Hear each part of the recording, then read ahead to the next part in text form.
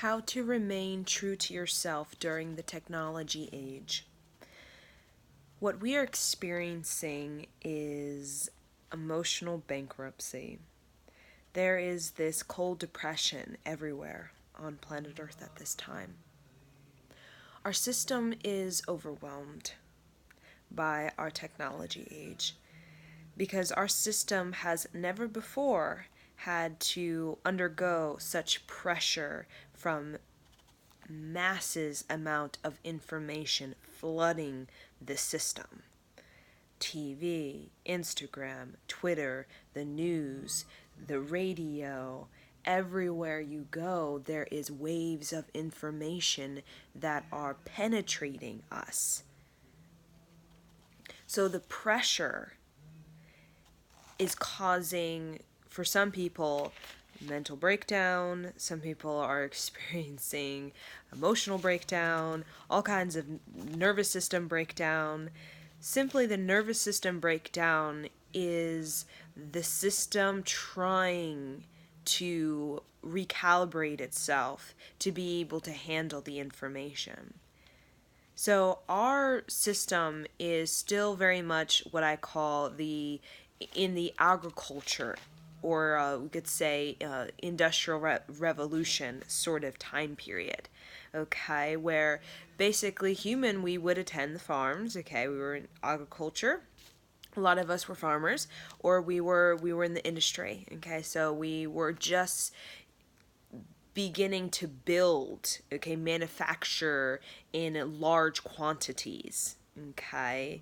But now our system, never before, has to undergo masses amount of information that it's never had to organize ever before. So the nervous system breakdown is simply the body is trying its best to be able to handle that pressure. So the medicine, okay, you can say the medicine for the technology age is going to be, let's say, yoga.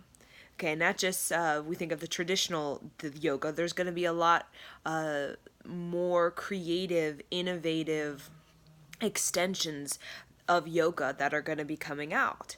That it's all about strengthening the nervous system. Okay?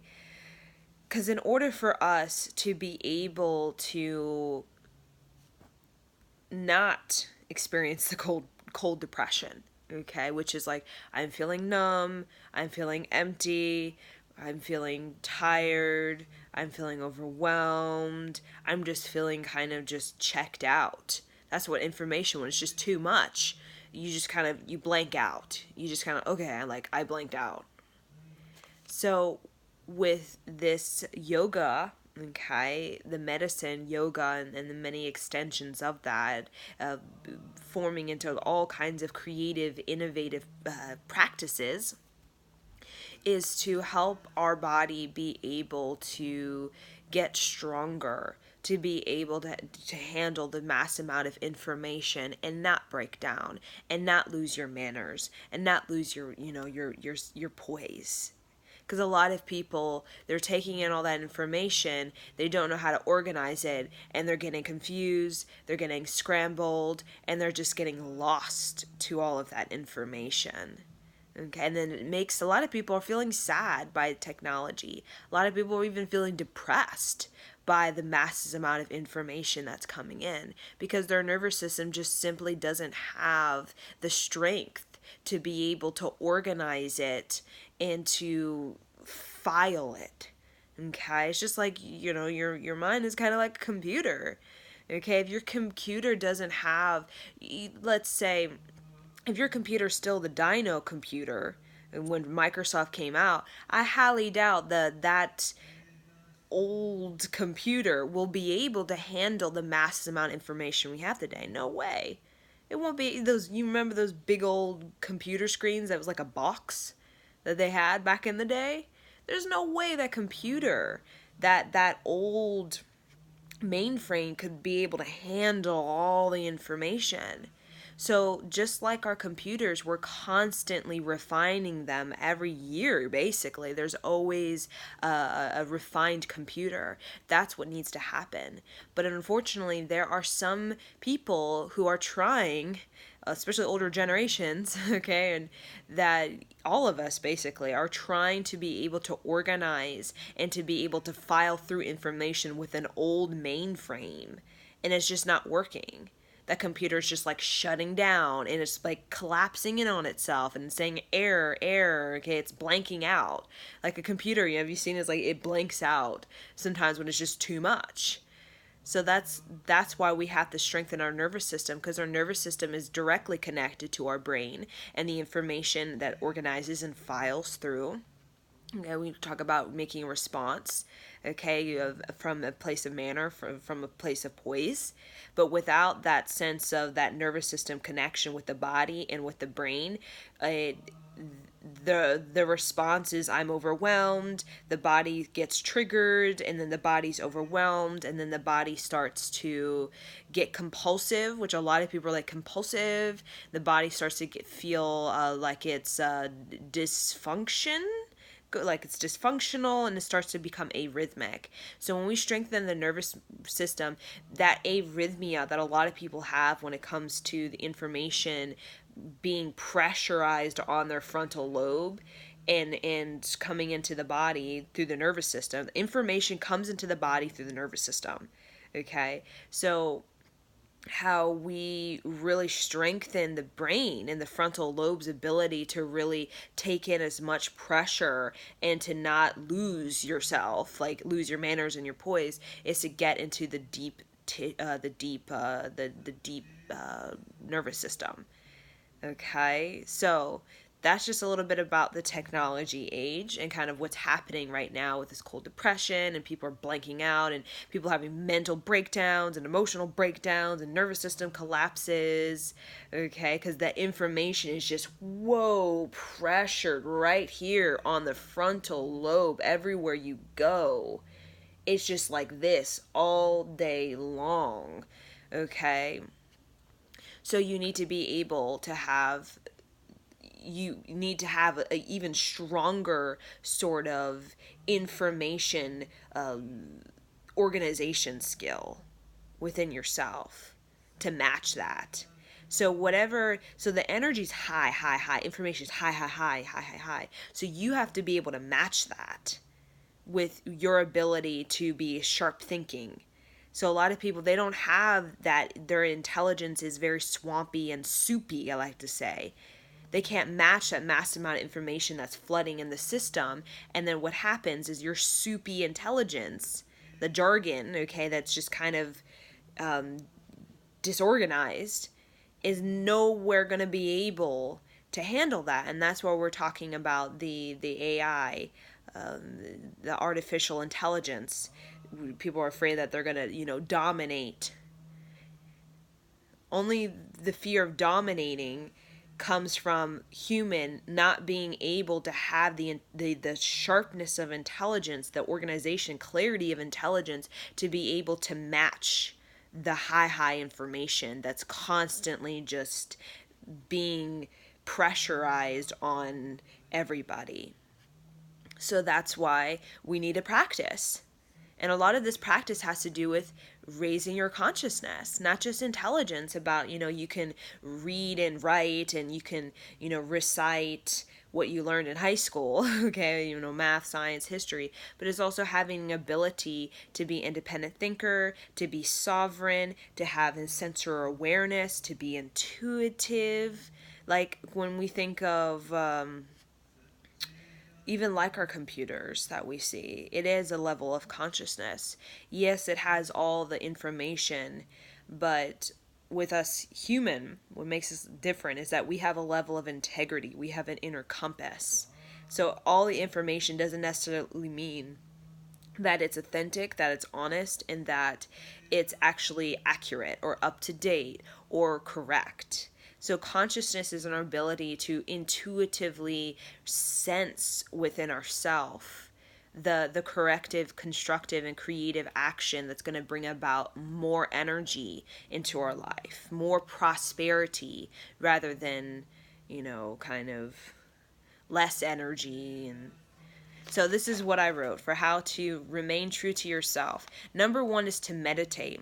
The technology age will fill your brain with all kinds of ideas, beliefs, and facades, okay? Recite a mantra that gives you mental strength, clarity, and projection. Again, you have to be able to, your intelligence has to match or even be higher than the intelligence of the computer, we can say, or the mass amount of information that's coming in. It has to be faster than that. It has to be just as fast, or it even has to be faster than the information that's like pressurizing your frontal lobe. So how we do that is we recite a mantra through our brain, basically. So my mantra that I use to really keep my intelligence refined, up to date, and really keep it clear so that my mind is never getting swampy. There's not jargon that's just kind of excess that is not important. Okay? Mine is Upsai Hoa Sache Da Sache Doa Hara Hara Hara. And I just recite it again and again, and I play it in my house, in the car, again and again. And what it does, it just keeps my thinking, keeps my intelligence in this loop of like a high vibrational current of being able to sense, to have clarity of thought, and to have the integrity within myself, so that high vibrational mantra is able to actually take in the information and to handle it. Okay? And then number two is move your body to your soul. You must play every day to keep your energy balanced and receptive. That's number two. Okay, move your body to your soul. That's not hit cardio. Let me go pound it out and get my body attractive. No, this is more of like you need to move your body very rhythmic with what is soulful. So that's something you have to discover within yourself, because whenever we're moving our body to something that's soulful, we're always trying to find our center. We're coming into our center. We're trying to find our balance. We're coming into our balance. So it's very subtle, it's very sensitive, and it's very much internalized. It's about internalizing emotions, thoughts, to bring it calm and bring it to ease. And then number three, clean up your environment. No more unproductive, soupy persons, places, and things that do not inspire, empower, and energize your will to be extraordinary. This is important. Clean up your environment, your house, your work environment, the people you hang out with, the things you have in your house. Okay, again, information is so pressurized. If you have just a bunch of hoard house in your environment, or you're hanging out with very unproductive, soupy people that really just exhaust you and take your energy, drain you, it's going to be even a lot. The overwhelming feeling is just going to be even more. You're going to feel even more depressed. You're going to feel even more sad. Okay, so now more than ever, we need to clean up our environment. Because when we do have a clean environment, that's productive. When we have people that are productive, places that are productive, when we have things in our house that are productive, they are inspiring, they're empowering, and they give us energy, not less. Okay, such as that photo of that person in our family that was depressed their whole life. We look at that and we just feel depressed. No, it's to really clear that all out and really feng shui your environment to match the level of consciousness you're wanting to develop in your life.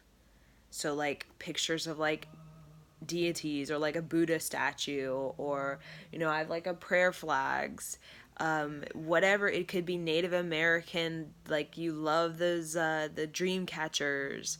Could be paintings, like frequency paintings I have all around my house, pictures of just whatever it is that you look at it and you just feel energized. Okay? And then number 4 is be creative. Creativity is self-expression through art, music, poetry, journaling, reading, studying, forest bathing, canoeing. Bring nature, soulfulness, and quiet together.